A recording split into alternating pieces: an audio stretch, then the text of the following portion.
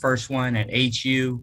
When you think about that and reflect on it, what lasting memories and impressions do you walk away and move forward with?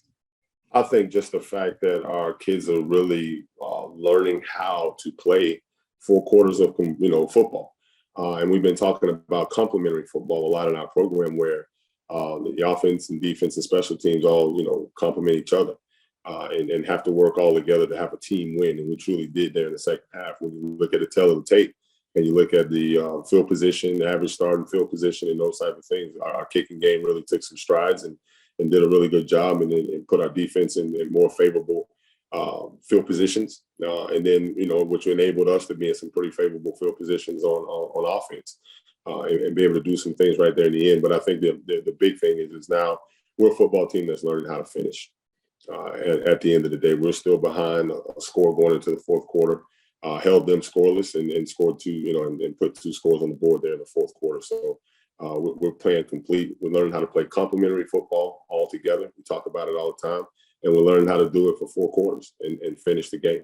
So with this big step from last week, where the Robert Morris game, where all we really had to do there was find a way to finish, and we kind of fell a little bit short.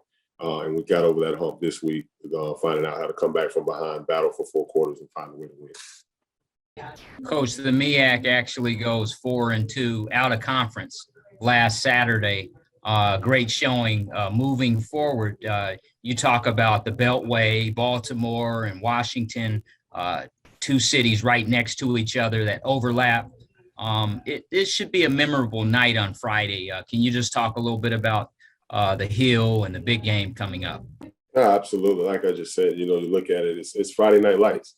You go back to it, and most of us and all of it really started and fell in love with football on Friday nights, high school football. So it's special that way, to have the lights on here on campus and give our students a Friday night environment of a football game. And not only that, but just like you said, with them being right down the road, their fans and everyone, I think it's going to set up to be a pretty electric, classic type atmosphere without it being a classic. But a lot of relationships amongst the players. A lot of these guys know each other, played against each other in high school, and did all those type of things, and keep in touch and talk now. So I'm pretty sure everybody's going to be pretty pumped up, and the fans, I think, will be into it, and it'll be a pretty electric evening for us here in the Meac.